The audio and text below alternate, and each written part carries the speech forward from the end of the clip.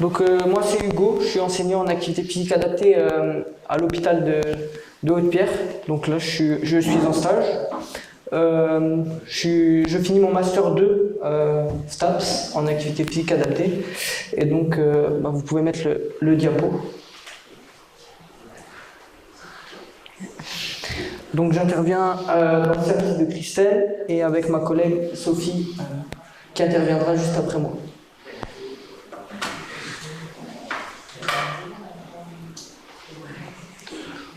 Donc le thème de mon intervention c'est l'activité physique adaptée et la spondylarthrite.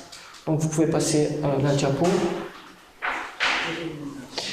Donc je vais vous présenter mon programme de recherche qui a été mis en place au sein du service de rhumatologie aux hôpitaux universitaires de Strasbourg.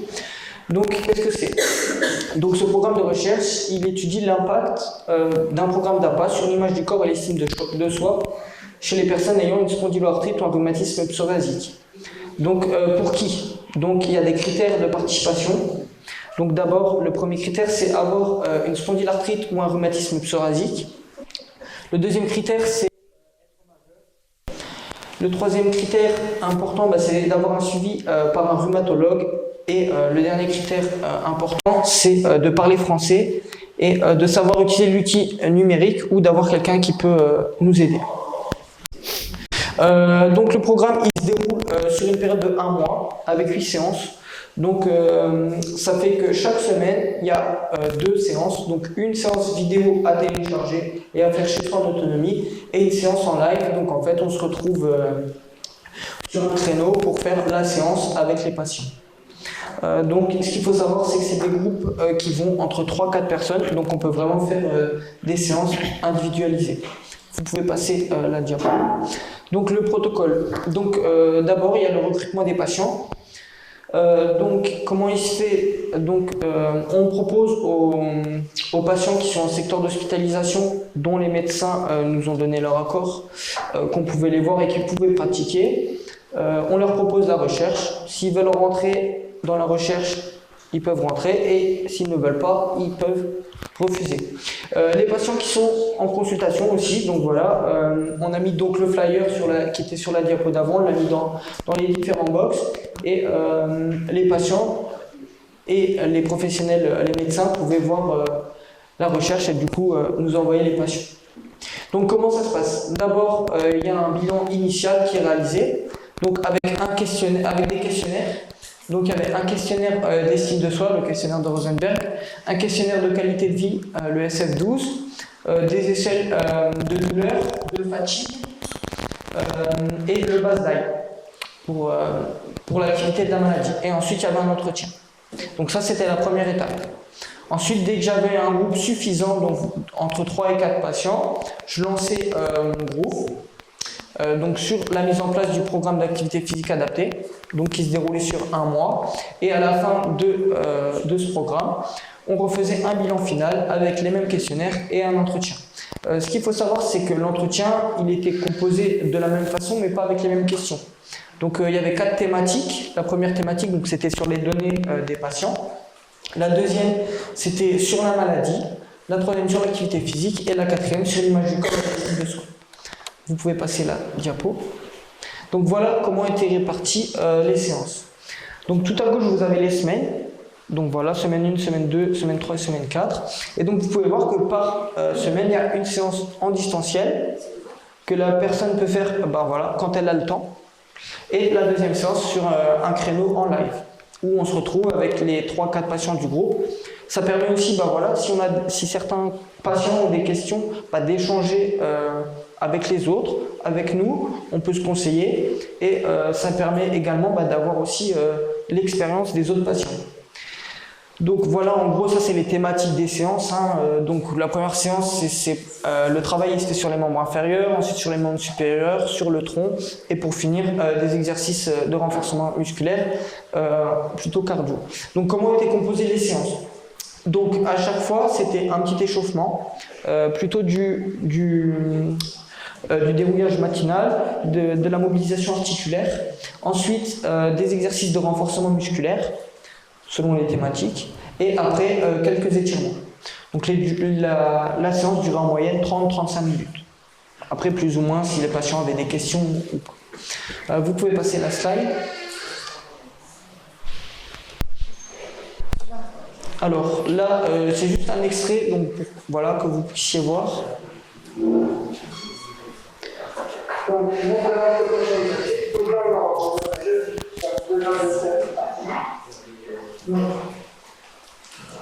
On va être assis. Donc, on étale le cou et on va monter la bouteille. On monte après le profil pour voir donc, on va la même chose. Donc là, on va faire 4 répétitions, 8 répétitions, plus de répétitions. Et après, on descendra sur plus de répétitions. Et 4 répétitions. Ok, donc je mets le profil tout donc, on va faire le total. Et le maximum que là, il est en fait on fait quelque chose de complet. Ok. On cherche un autre thème. Donc, toujours comme tout à l'heure, une fois par droit, une fois par gauche. Ok. Alors, je vous mets les choses pour commencer. Donc, je vais vous mettre ici, comme vous dites. J'espère que vous avez pas compris parce que sinon vous êtes un peu dans l'eau. Et on se met en place pour la première série. Donc là, je vous rappelle, on fait 4 répétitions.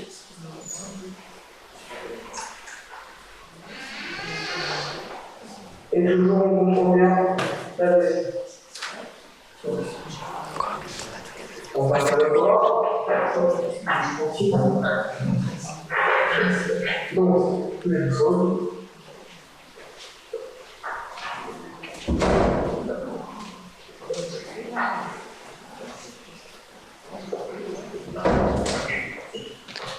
Ok, du coup là on peut arrêter la vidéo. Donc déjà que ça va pour vous. Là on va passer.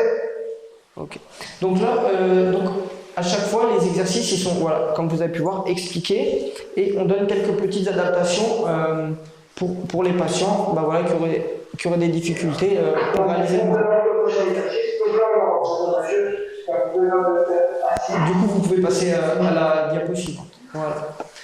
Donc il y a une problématique qui a été mise en place, donc qui est la suivante. Donc c'est la mise en place d'un programme innovant. Donc pourquoi innovant? Parce que jusque-là, il n'y avait jamais eu de programme qui mettait le distanciel en autonomie et des séances en live. Donc c'est là le côté innovant. Donc d'activité physique adaptée chez les personnes atteintes de spondylarthrite peut modifier l'image du corps et l'estime de soi. Donc il y a eu des hypothèses de fait. Donc les deux principales hypothèses, donc les patients qui font le programme, ils ont une meilleure image du corps et une meilleure estime de soi, ainsi qu'une meilleure qualité de vie après avoir suivi le programme. La fatigue et la douleur des patients n'augmentent pas à la suite du programme. Donc ça, c'est la deuxième a été faite en fonction des recommandations et de la littérature. On peut passer à la diapo suivante.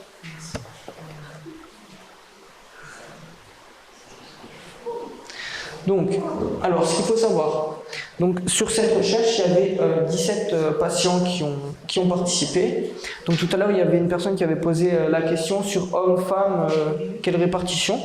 Donc, Christelle avait dit maintenant, ça commence à s'équilibrer. Effectivement, ben, j'ai pu le retrouver. Donc, au niveau, j'ai eu 8 femmes et 7 hommes. Ce qui a été intéressant aussi, c'est de voir l'âge. Donc, l'âge moyen, il est de 54,9 ans. Donc voilà, au niveau de la répartition, j'ai fait les catégories socio-professionnelles donc pour voir voilà, si c'était des personnes retraitées, si elles étaient déjà actives, et donc la répartition des âges. Donc voilà, on voit que principalement c'est vers les 50-60 ans. Et après, ce qui a été intéressant, c'est que j'ai vu toutes les catégories. Vous pouvez passer la diapo. Donc au niveau des pathologies, il y avait 11 personnes qui avaient une spondylarthrite et 7 personnes qui avaient un rhumatisme psoriasique. Au niveau du BASDAI, donc le BASDAI, on va dire, il y avait une médiane qui faisait en dessous de 4 et au-dessus de 4. Mais bon, après ça c'était plus pour nous savoir un peu l'activité de la maladie. Vous pouvez passer à la diapo suivante. Donc voilà, qu'est-ce qui nous intéresse? Donc, ce qu'il faut savoir, T1 en jaune, c'est avant le début du programme, et T2 en bleu, c'est après le programme. Donc, on voit que le VA fatigue, elle diminue, donc elle passe de 5,50, une moyenne qui est à 5,56, elle passe à 3,68 après le programme. Donc, voilà, au niveau de la fatigue, ça a quand même bien diminué. Le VA douleur, donc pareil, on peut voir une diminution, ça passe de 4,24 à 3,41, donc c'est une réduction moins importante, mais une réduction quand même de la douleur. On peut passer à la diapo suivante. Donc, en ce qui concerne la qualité de vie, donc T1 ce sera toujours avant et T2 après. Donc on peut voir qu'il y a une augmentation de presque 15 points de qualité de vie. Donc ce qu'il faut savoir, c'est que ça c'est la qualité de vie physique. Donc, j'avais quand même pas mal de patients qui étaient sédentaires. Donc, forcément, des personnes qui reprennent l'activité physique, elles vont avoir des effets plus rapidement qu'une personne qui est déjà bien entraînée, surtout sur une période d'1 mois. Donc, ensuite, on peut passer à la diapo suivante.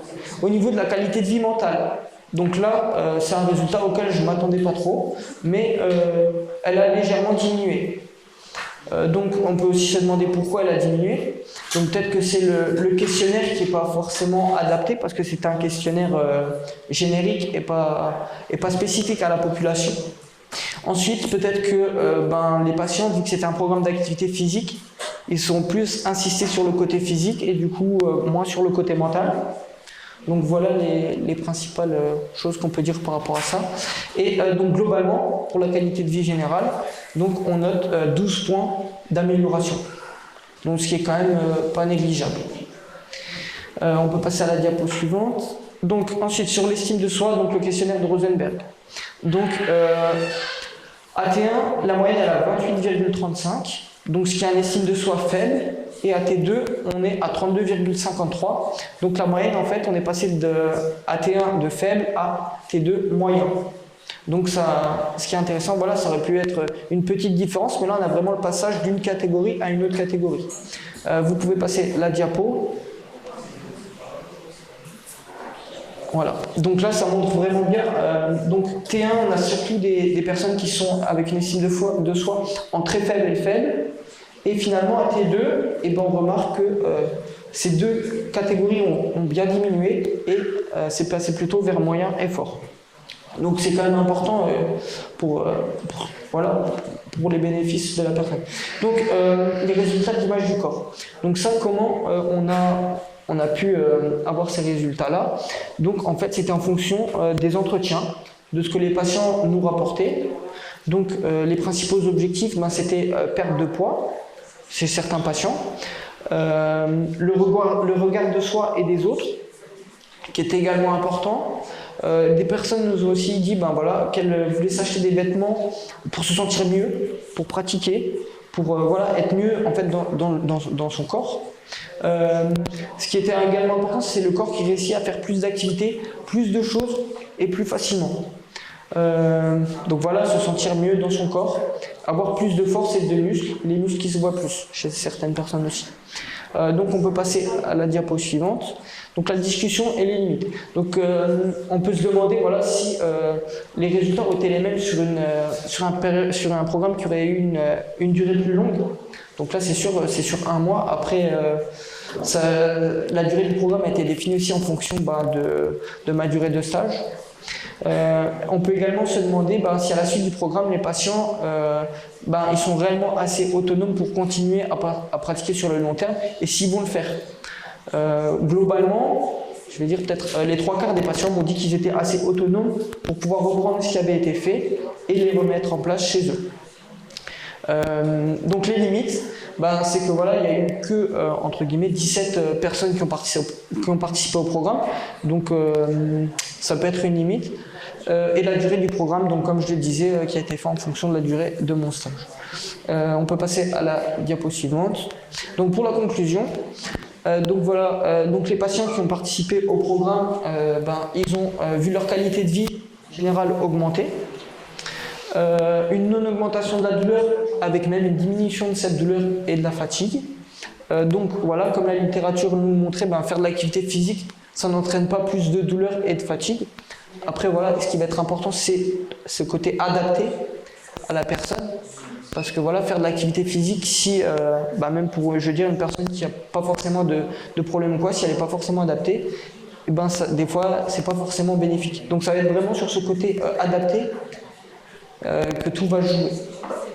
On a noté donc voilà une amélioration d'estime de soi avec le passage, donc, comme je le disais, d'un score faible à un score moyen, une image du corps qui a évolué durant le programme, et certains patients ont pu faire le lien entre ces deux notions d'image du corps et d'estime de soi avec ce qui rapportait un sentiment d'autosatisfaction. Donc voilà, le fait de réussir les exercices. Donc on adapte l'exercice, mais le but c'est que le patient il soit aussi en réussite. Et donc ce sentiment voilà, d'avoir réussi la séance, d'avoir été aussi avec d'autres personnes, tout ça c'était bénéfique pour les patients. Donc voilà.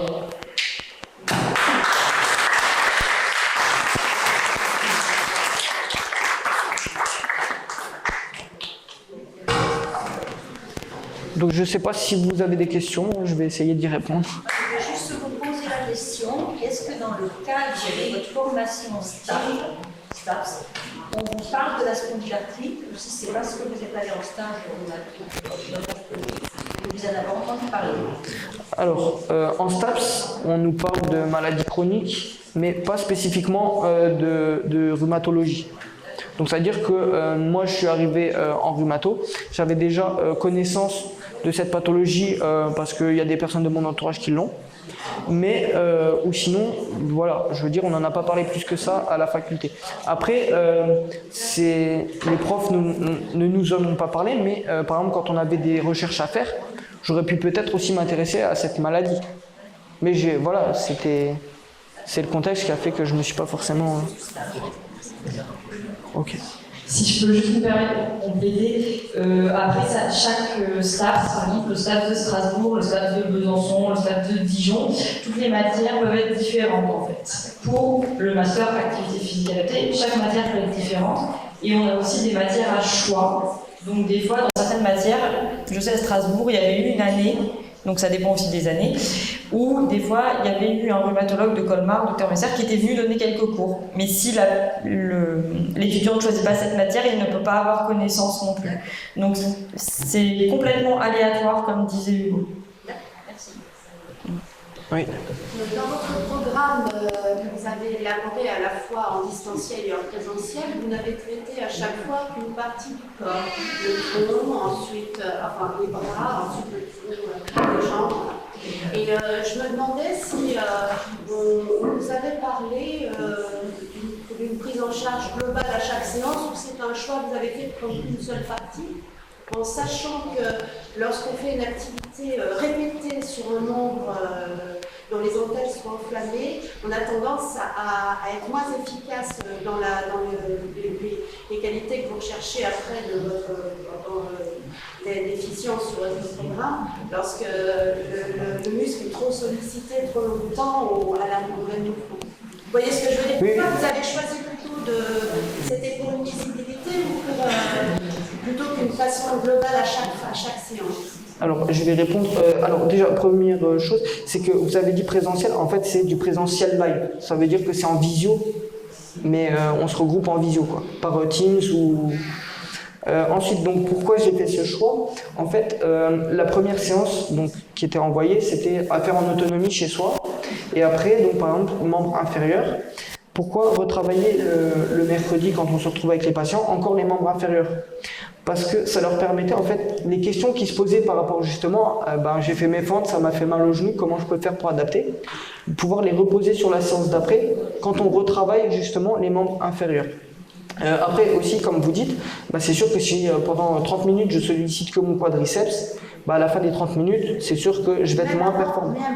Oui, non mais je dis 30 minutes parce que les séances duraient 30 minutes. Mais après, quand je mets membre inférieur, voilà, il y a les mollets, il y a les ischio-jambiers, il y a les quadriceps. Voilà, les séances n'étaient pas spécifiquement que sur un muscle. Elles étaient globalement sur les membres inférieurs. Donc, je ne sais pas si j'ai répondu à toute votre question. En fait, c'était un choix peut-être de visibilité pour le patient réemployer plus tard. Exactement. Après, c'est aussi pour l'amener vers l'autonomie, en fait. Donc voilà, si je lui avais proposé une séance membre inférieur et qu'après j'étais allé sur une séance membre supérieur, mais il n'aurait peut-être pas pensé à me dire, voilà, là j'avais cette douleur, comment j'aurais pu faire? Alors que là, le fait de retravailler dessus, il a pu me dire, ben voilà, quand j'ai fait ce mouvement-là, membre inférieur, ça m'a... Voilà. Mais cette façon de fractionner le corps m'a un petit peu interpellée. Après, oui, comme je vous dis, c'était plus pour aller vers l'autonomie, mais c'est vrai qu'après, ce qui est recommandé, c'est un renforcement musculaire global du corps. Donc, ça veut dire pas faire que les membres inférieurs ou pas que les bras. Après, là, avec le programme, si on regarde sur un mois, il faut regarder, voilà, dans la globalité, tout le corps a été fait. C'est sûr que si sur un mois, on n'avait fait que les membres supérieurs, on aurait pu se demander si finalement on a été vraiment dans les recommandations, en tout cas sur ce petit point de détail, mais qui a quand même son importance. Est-ce qu'il y a d'autres questions? Eh bien, je vous remercie. Je vais laisser la parole à ma collègue. Merci.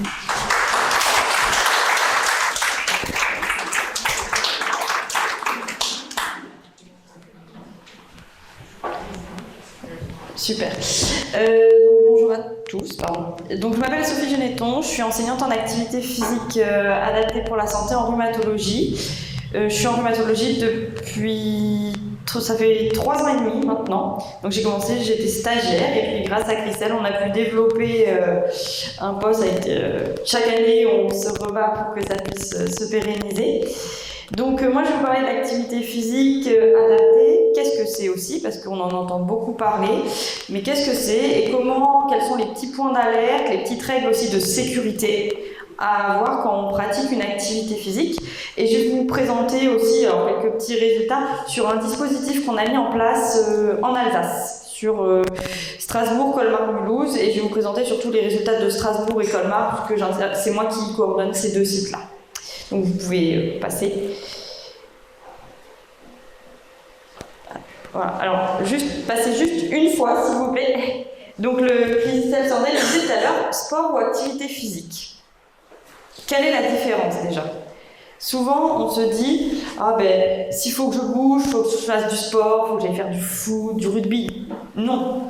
En fait, l'activité physique, ça a été démontré, vous pouvez juste, voilà, parfait. En fait, c'est tout mouvement corporel qui a été produit par nos muscles. Et ça, c'est l'OMS qui le dit. Donc, c'est-à-dire que l'exemple de tout à l'heure où je vais marcher, j'ai une contraction musculaire. Donc, je suis en activité physique. Pas besoin d'aller courir le marathon pour pratiquer une activité physique. Et ça, c'est important parce que le sport, il y a aussi ce côté connotation, règlement, je ne peux pas faire tout ce que je veux. Alors que l'activité physique, le but, c'est qu'on l'adapte, mais en fonction de chaque personne.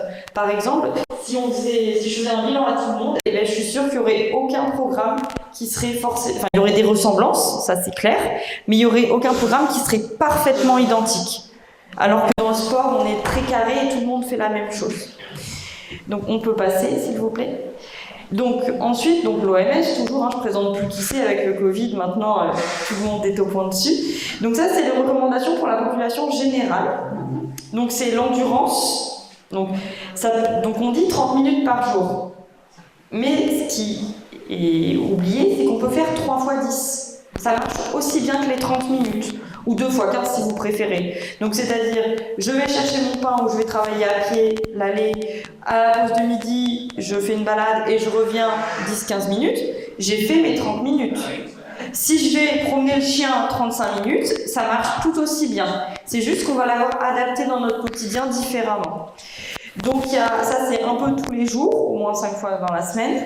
La force et la souplesse, donc ça peut être le renforcement musculaire, les étirements, les assouplissements, ils disent que c'est 2 fois par semaine. Et ensuite, bien sûr, il faut essayer de limiter tout ce qui est activité sédentaire. Donc, vous pouvez le voir, la personne qui est assise au bureau, même quand on travaille, on a trouvé des petites solutions avec certains patients pour essayer de casser en fait le fait d'être assis trop longtemps, plusieurs heures, ce qui peut aussi causer des raideurs dans le dos, ce qui est complètement désagréable pour les patients.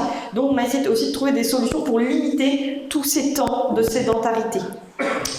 Donc, vous pouvez juste cliquer une fois, s'il vous plaît.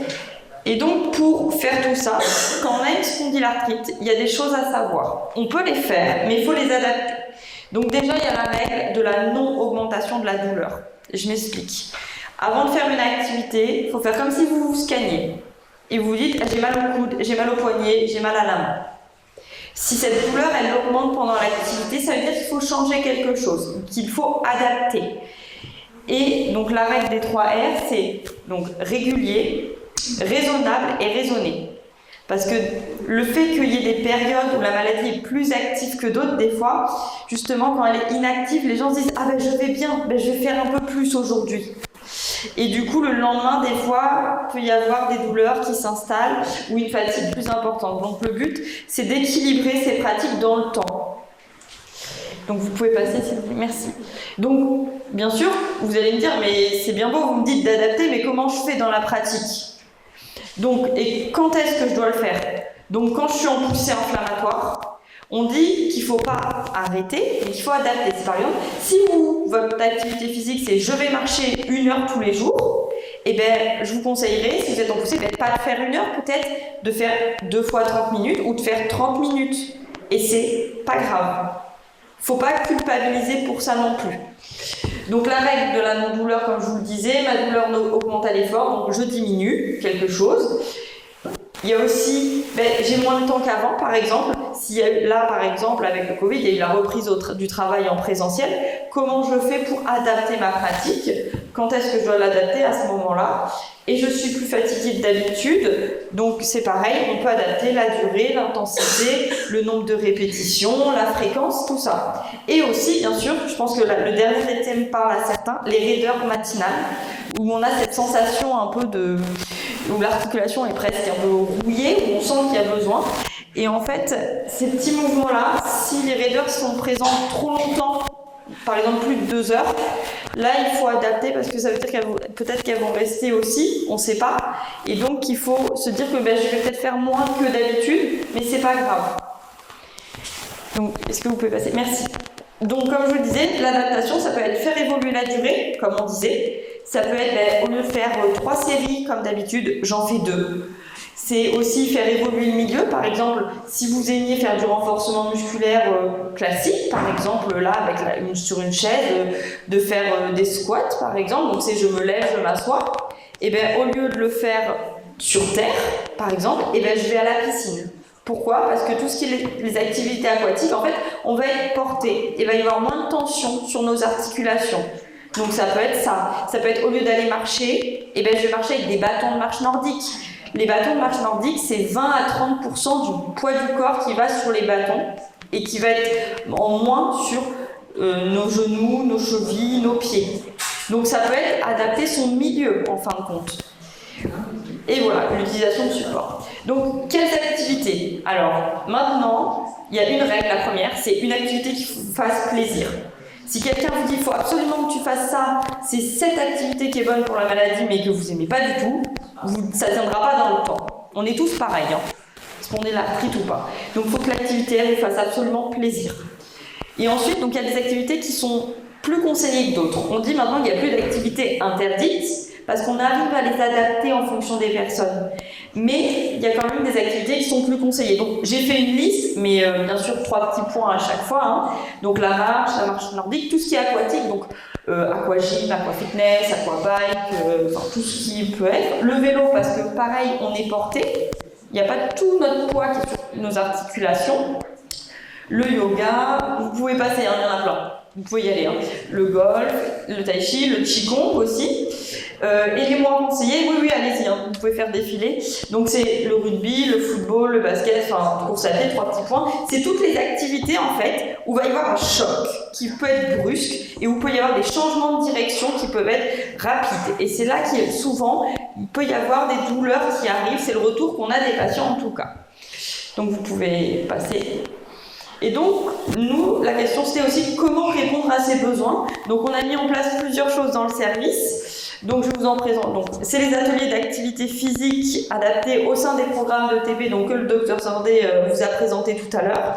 Il y a un atelier qui peut être fait que spécifiquement par l'enseignant en APA, et ça peut être aussi en collaboration avec le kiné. Ça dépend des demandes des patients. On s'adapte en fonction de ce qui nous est demandé. Il y a aussi une consultation qui est mise en place sur l'activité physique et l'alimentation. Donc le but, c'est il y a un rhumatologue aussi pour enlever les contre-indications médicales. Et ensuite, la personne ressort avec un programme d'activité physique et des conseils ou un programme alimentaire et pour répondre à ces questions. Et après, les gens, c'est eux qui décident s'ils se sentent suffisamment autonomes pour le faire tout seul ou s'ils souhaitent revenir. Et dans ce cas, on les revoit dans de 3-4 mois à 6 mois en fonction des personnes. Et ensuite, donc, c'est le dispositif RAP donc, que je vais vous présenter. Donc RAP pour reprise d'activité physique qui a été mis en place depuis l'hiver 2020. Donc on a été impacté par le Covid. Donc ce programme il a pu être mis en place donc, avec le soutien institutionnel vous voyez, de la CEA et de Novartis. Donc ce dispositif, vous pouvez passer, il est pour les rhumatismes inflammatoires chroniques de façon générale. Et pour aujourd'hui, j'ai spécifié un petit peu les résultats pour les spondyloarthrites.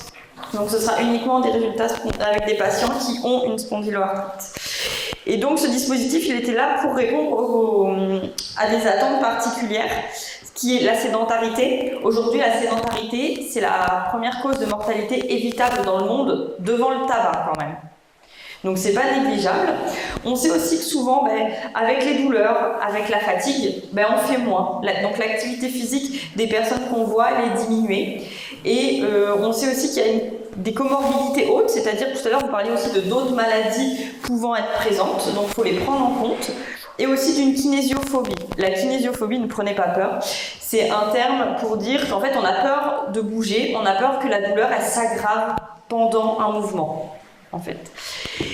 Or, on sait, dans les études, la littérature, ce qui est rapporté, parce qu'il y a eu plein d'études faites sur est-ce que ça allait fonctionner, parce qu'il y a 20 ans, on disait surtout ne bougez pas. Je pense que voilà, certains en ont déjà entendu parler, mais avant, on ne savait pas s'il y avait des bénéfices. Maintenant, on le sait, ça a été démontré des dizaines, je pense on peut même dire des centaines maintenant, de fois. On sait que ça n'aggrave pas le rhumatisme. On sait que ça a une action sur la fatigue, les raideurs, les douleurs. On sait aussi qu'il y a des bénéfices donc psychosociaux, comme montrait Hugo tout à l'heure, sur aussi l'estime de soi, l'image de soi. Et si on fait une activité en groupe, il y a aussi cette dynamique qui se crée, cette dynamique sociale. Donc vous pouvez passer s'il vous plaît. Et donc nous, nos objectifs, c'était ça, de proposer quelque chose qui soit complètement adapté au rhumatisme, que ce soit en toute sécurité, que les patients puissent être après autonomes aussi dans leur pratique et de limiter bien sûr donc les comportements sédentaires et l'inactivité physique. Mais ça peut être par plein de moyens différents. Donc on peut passer. Et donc ça, c'est notre trame, merci. Et donc, vous voyez, il y a la consultation pluriprofessionnelle, ça c'est pour vérifier qu'il n'y a pas de contre-indication. Ou si on doit savoir si par exemple la personne a été opérée récemment, s'il y a une prothèse ou s'il y a d'autres maladies. Donc ça c'est pour enlever les contre-indications. Et ensuite, c'est 2 séances par semaine. Alors, en fonction du site, Strasbourg, Colmar, on a fait par des vidéos, et Mulhouse en présentiel pour une question déjà de Covid et une question de locaux. Ensuite, il y a un bilan, et après vous voyez que le patient est en autonomie. Mais il y a toujours des bilans réguliers, et en fait les contacts s'espacent.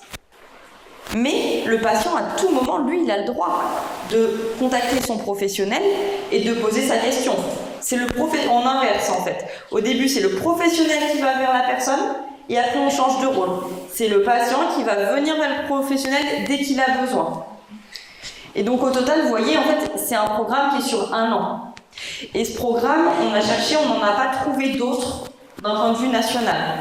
Peut-être un jour, on espère, mais pas pour le moment. Donc c'est aussi quelque chose d'unique qu'on a voulu essayer sur le territoire alsacien. Donc vous pouvez passer. Et donc je vous disais, uniquement spondylarthrite pour aujourd'hui. Donc du coup, c'est 42 patients et patientes. Donc vous voyez la répartition. Donc moi, j'ai pas une répartition tout à fait égale entre les hommes et les femmes. C'est les rhumatologues qui proposent aux patients, s'ils le souhaitent, ou sur la demande du patient. Et après, moi, je les contacte, je leur explique tout le programme, je leur laisse un temps de recul si besoin. Et après, ils me disent s'ils sont intéressés ou pas. j'ai plus eu des retours de professionnels de femmes que d'hommes, mais ça ne veut pas dire que c'est peut-être qu'il y a plus de femmes qui sont intéressées par le programme que les hommes, mais ça ne veut pas dire qu'il y a plus de femmes qui ont de spondylarthrite que d'hommes. C'est plutôt égal, même ce que disait le docteur Sordet. Donc vous voyez, l'âge est très variable. Et nous, on a uniquement fait sur le distanciel, via des vidéos. Donc 68 ans, après c'est des gens qui sont plutôt retraités et qui ont réussi à se lancer dans le programme aussi. Donc l'âge n'est pas forcément une barrière de ce point de vue-là. Et donc vous voyez aussi que le diagnostic établi, il a été établi de 3 mois pour certains à 26 ans. Donc certains, ils connaissent très bien leur spondylarthrite, ils savent comment faire quand ça ne va pas, et d'autres, c'est tout nouveau. Donc il y avait ça qu'on devait prendre en compte. Et ce qui est important, donc je pense que vous connaissez tous le traitement de fond maintenant, avec les topos qui ont été faits avant. Et donc on a quand même une grande majorité des patients qui ont un traitement de fond. Donc vous pouvez passer. Donc j'ai regardé un petit peu les données. Le but, c'était pas que ce soit trop médical non plus, et que ce soit aussi des choses qui vous parlent. Et donc on a regardé la prise antalgique. Donc l'antalgique, c'est par exemple tout ce qui est paracétamol, le doliprane, mais aussi des choses comme du tramadol, peut-être des choses qui vous parlent. Et donc vous voyez bien, donc à 0 mois, à 3 mois, 6 mois, 9 mois et 12 mois. Pour toutes les diapos, ce sera pareil. Et entre parenthèses, en fait, c'est que comme on lance un groupe quand le précédent a fini, ça explique que le nombre de personnes diminue au fur et à mesure. C'est qu'ils ne sont pas encore arrivés là. Donc, c'est pour ça que j'ai aussi mis un petit peu en pourcentage. On voit clairement que si on regarde que M0 à M6, on voit déjà qu'il y a plus de 10%, il y a au moins 10% d'écart. J'ai des gens qui ont complètement arrêté de prendre du paracétamol tous les jours. Donc ça, on voit clairement que ça a un impact là-dessus, sur la prise d'antalgique. Donc vous pouvez passer à la diapo suivante. Et du coup, on a regardé comment les gens percevaient leur douleur, vu qu'ils prenaient moins d'antalgique. Et donc on voit que ça fluctue un petit peu, mais ça reste stable. Donc notre programme, il a été monté de la bonne façon, dans le sens où il va dans le sens de la littérature. L'activité physique bien faite, adaptée, ne va pas augmenter la douleur. Et ça, c'est souvent une peur aussi, parce que dès que je fais quelque chose, j'ai mal, donc après je le fais plus, donc après j'ai moins l'habitude de le faire, donc dès que j'ai besoin de le faire, c'est encore plus douloureux. Et en fait, c'est un cercle vicieux. Et le but, c'est de casser ça pour éviter que cette douleur, elle s'installe et qu'elle ne s'aggrave. Donc, on a aussi regardé, vous pouvez passer à la diapo suivante, parce qu'il y a quand même un fort lien, je ne sais pas si vous l'avez, mais entre la douleur et la fatigue. Souvent, elles sont assez copines, c'est pas l'une sans l'autre. Et donc, on a regardé aussi la fatigue, et on voit que la fatigue a légèrement un petit peu diminué, qu'elle fluctue aussi, mais qu'elle ne s'est absolument pas aggravée. Et vous voyez que aussi, la fatigue, même au départ, elle était plus importante, plus embêtante pour les personnes que la douleur. Donc, le retour que j'ai des patients aussi, c'est « je suis contente d'avoir pu trouver quelque chose qui peut m'aider contre la fatigue », parce que comme disait Christelle Sordet tout à l'heure, il n'y a pas de pilule miracle pour la fatigue. La douleur, des fois, les antalgiques fonctionnent ou pas, mais la fatigue, il n'y a pas un médicament qui fait que ça va que ça peut, pour tous les cas, diminuer.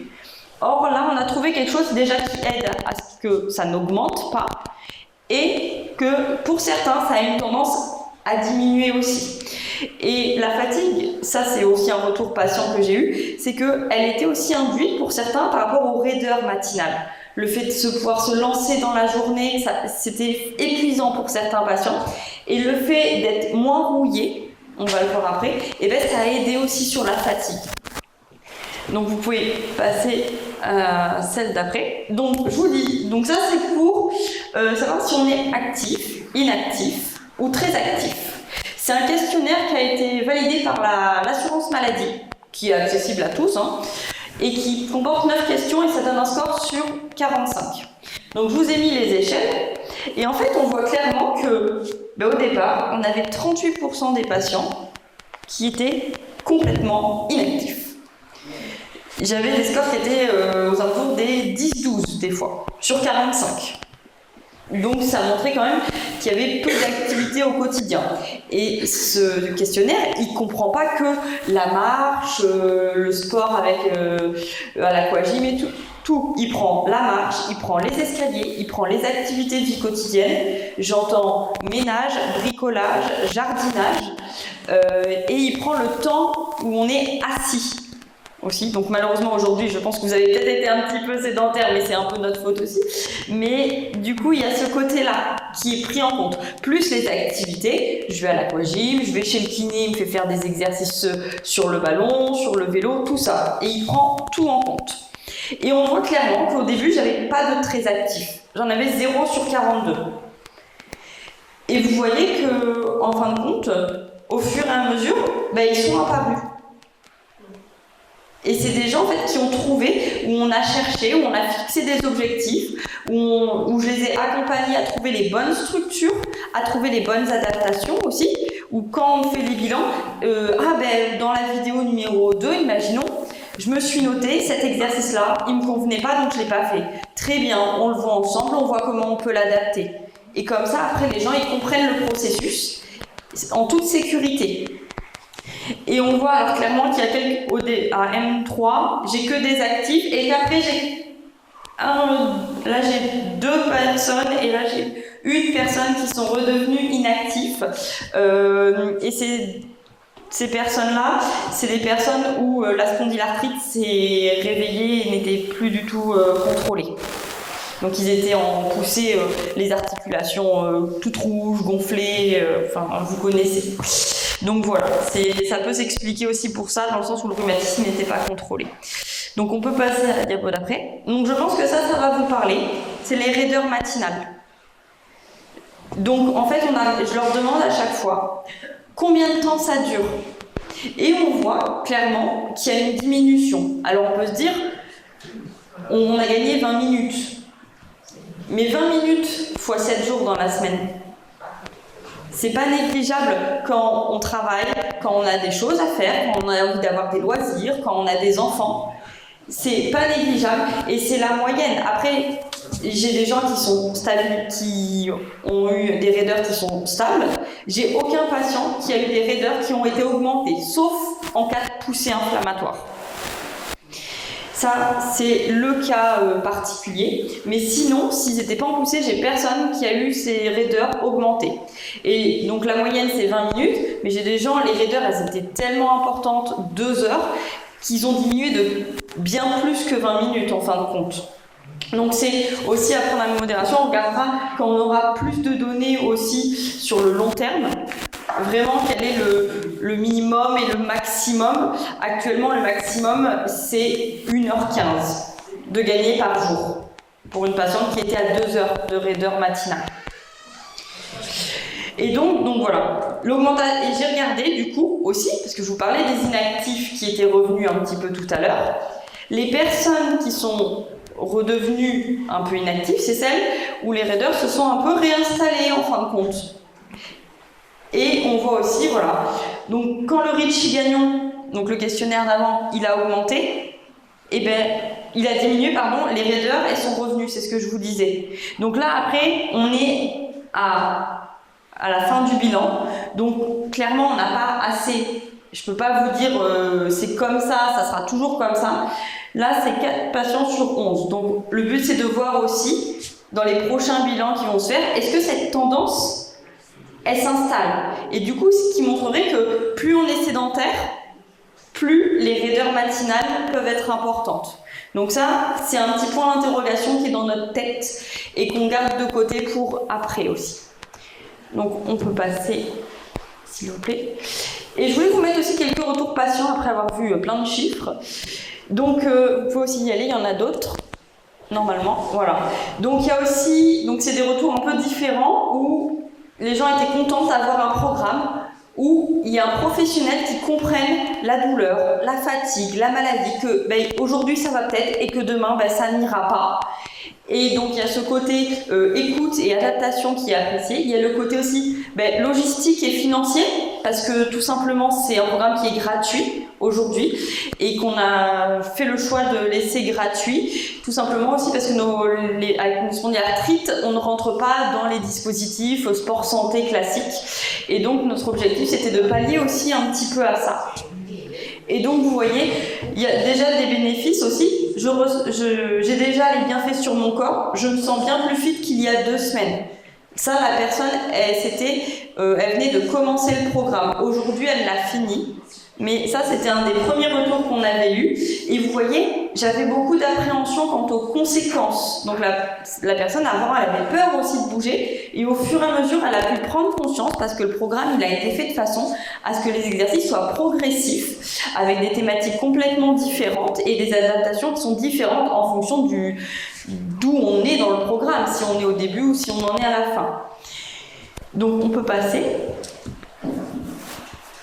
Et donc la suite, la suite c'est qu'on veut continuer. On veut continuer à accompagner nos patients, donc que ce soit dans les ateliers d'éducation thérapeutique, via le dispositif que je viens de vous présenter, qu'on va peut-être essayer, on est en train d'y réfléchir en fonction des locaux qu'on aura et des moyens, de le faire en format mixte sur les sites, parce qu'actuellement, comme je vous ai dit, Strasbourg, Colmar, c'est uniquement en distanciel et Mulhouse en présentiel. On n'a pas un site qui fait un format mixte et on pense que ça serait intéressant parce qu'on a aussi, il faut savoir que dans les personnes qu'on a, comme je vous avais vu, il y a des âges qui sont complètement différents, donc on a des personnes qui travaillent, personne n'a le même métier, donc les horaires sont variés, et donc on trouverait intéressant aussi de proposer ce format-là, mais aussi parce que l'Alsace draine loin en fin de compte. On a régulièrement aussi des patients qui viennent du Grand Est, qui passent la frontière de l'Alsace pour venir voir le rhumatologue, donc ça serait aussi de lutter contre en fait cette distance.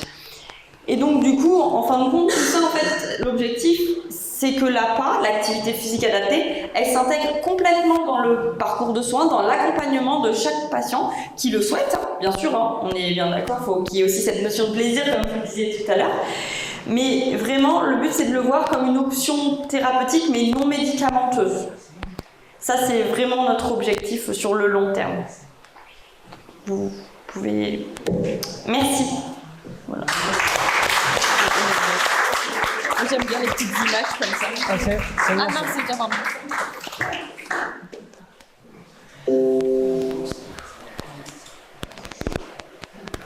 Je ne sais pas si vous avez des questions. Ah, oui. Si j'ai bien vu, vous recommandiez 5 fois par semaine des exercices cardio-respiratoires. Alors, qu'entendez-vous par là? Est-ce que vous avez des critères précis pour qualifier un exercice de cardio-respiration? Est-ce que vous travaillez avec un cardio-fréquence-mètre? Est-ce que les patients ont une surveillance cardio d'un cardiologue en parallèle? Pour regarder et voir le spondylarthrite. Alors, les exercices cardio-respiratoires, on les rentre dans l'endurance, donc c'est les fameuses 30 minutes. Donc à partir du moment où vous marchez 10 minutes d'affilée sans qu'il y ait un seul arrêt, vous êtes dans un exercice cardio-respiratoire, un exercice d'endurance. On dit c'est tous les jours. Voilà, après, comme il y a le renforcement musculaire et les étirements, on peut se dire que c'est 5 fois dans la semaine. Et concernant donc l'intensité, donc on va demander au patient à quelle intensité lui il veut faire. Ce qui est recommandé, c'est l'intensité modérée. Donc malheureusement, on ne peut pas fournir tout le monde en cardio-fréquence-mètre. Donc il y a un petit indicateur qui est la parole. En fait, il faut pouvoir parler, mais pas chanter. Donc si vous partez avec votre mari, votre compagne, marcher, vous devez pouvoir lui répondre, mais vous ne devez pas pouvoir chanter. Si vous chantez, ça veut dire que vous pouvez aller un peu plus loin. Si vous êtes à bout de souffle, ça veut dire qu'il faut ralentir. Voilà. Après, par rapport au suivi cardio, si les gens ont des risques particuliers, qu'ils veulent faire de l'intensité élevée, qu'ils ont des comorbidités, c'est-à-dire d'autres maladies par exemple, des facteurs de risque particuliers, là en fait avant de lancer le programme, que ce soit un dispositif ou un bilan qu'on fait et qu'on établit avec chaque patient, on demande au rhumatologue de prescrire un test d'effort. Et des fois on peut faire le programme avec le patient, mais dans ce cas on lui dit, vous commencez quand vous avez fait le test d'effort. Et vous le montrez, souvent les gens, on leur envoie un mail récapitulatif où on leur fait une ordonnance d'activité physique, où on leur précise tout ce qu'ils doivent faire, et on leur demande de le montrer. Enfin moi je leur demande de le montrer au cardiologue. Bon, pour l'instant j'ai jamais eu de soucis. À chaque fois le cardiologue a dit que c'était bon. Après, il faut voir aussi, on n'a jamais eu de problème. Après, c'est vrai que des fois, les gens disent qu'il y a des délais. Et ben, c'est pas grave. Moi, je préfère que les gens, ils attendent d'avoir vu le cardiologue pour faire. On n'est pas à un mois près. Voilà, je pense que j'ai répondu. Si j'ai bien compris, Oui. c'est le patient qui choisit le niveau d'intensité qu'il souhaite. Alors oui, après, si par exemple... exactement, c'est le patient qui choisit. Après, moi, des fois, j'ai des indicateurs aussi. Si je leur demande, ben, quand vous montez un étage par les marches, est-ce que vous êtes essoufflé? S'ils me disent j'en peux plus, je vais pas les faire aller dans des intensités très élevées, on va plutôt partir sur quelque chose de doux, comme de la marche, ou des étirements, ou des assouplissements. S'ils me disent oh, je prends les marches à l'hôpital, ce qui n'est pas le cas de beaucoup de patients, mais de professionnels aussi, hein, je vous rassure. On tape sur le doigts, mais des fois ça ne marche pas toujours. Mais effectivement, on va s'adapter en fonction. Moi, je vais leur poser des petites questions comme ça, vie quotidienne, pour voir un petit peu, et après je leur propose. Après, à chaque fois, je leur dis au début, moi je vais faire des propositions, et vous me dites si vous n'êtes pas d'accord aussi. Que quelqu'un qui a envie de se remettre au sport, ah non, faible intensité, faire que des étirements, ça ne m'intéresse pas. Très bien, dans ce cas, on va plutôt peut-être partir sur quelque chose de plus intense, mais quand même modéré pour en attendant de la vérification cardiaque. Voilà. Je vous en prie. Pardon. Ah, oui. L'activité de marche se passe en extérieur ou sur tapis? Peu importe. Si elle est là, c'est déjà super. Surtout qu'en plus, la marche nordique, c'est une activité où on ne va pas avoir trop de contraintes. Et en plus, ça permet aussi d'aider par rapport à tout ce qui est osseux. Donc, marche tapis ou marche dehors, pas de problème. Est-ce que ce programme dont vous avez parlé aujourd'hui sera ouvert à votre région? Alors ça serait, mais alors le rêve, hein. Il est sur ma liste, comment dire. Profession similaire dans d'un bus, vous pourriez peut-être faire un bus itinérant. Un bus itinérant, ah ça serait super, non? Parce que bon, moi je n'ai pas de l'Occitanie. Je me suis trouvée confrontée à faire le test d'effort. Oui. Où j'en ai bavé. Oui. On m'a dit qu'il faut continuer jusqu'au bout. Et après, j'ai bénéficié d'un programme. J'étais 2 fois par semaine sur un vélo d'appartement. Oui. Avec les intensités 4 minutes, 2 minutes, rapides et tout. Sauf que moi, ce que je trouve dommage, c'est qu'on ne prend pas spécialement en compte justement nos douleurs. Moi, j'ai les saculaires de bloquer. Je peux vous dire qu'un vélo d'appartement n'est pas du tout adapté. Oui, c'est ce que j'allais dire. Vous avez malheureusement dû avoir des douleurs. Oui, mais plein de efforts. D'accord. Oui. Il y a du travail. Il y a du travail. Voilà, comme vous l'abordez, si vous voulez, ça donne un liège. Bah, tant mieux, ça veut dire que je présente bien. Vous êtes sur moi, ça donne un liège. Mais moi, ce que je fais, c'est pas moi. Je le fais sur 2 fois par semaine sur 14 séances. Je peux travailler en tout. Oui, oui, mais. C'est pas ça, et après, je vais travailler dans le sommeil. Alors, le docteur Chantier a eu la chance de pouvoir présenter le congrès de la SFR cette année. Peut-être qu'il y aura eu des oreilles qui auront été... C'est intéressant de le savoir. Mais c'est vrai que ça serait bien sûr l'idéal, ou l'idéal qu'il y ait il y a les maisons sport santé aussi qui se développent, ou que nos patients puissent rentrer dans ces critères-là avec des gens qui soient formés au rhumatisme. Moi, j'avais carrément un médecin du sport. Alors, médecin du sport, médecin rééducateur, c'est pas pareil non plus, donc il faut faire attention. Et le médecin du sport, il fallait que, voilà, avec des coachs à côté qui vous boostez aussi, oui.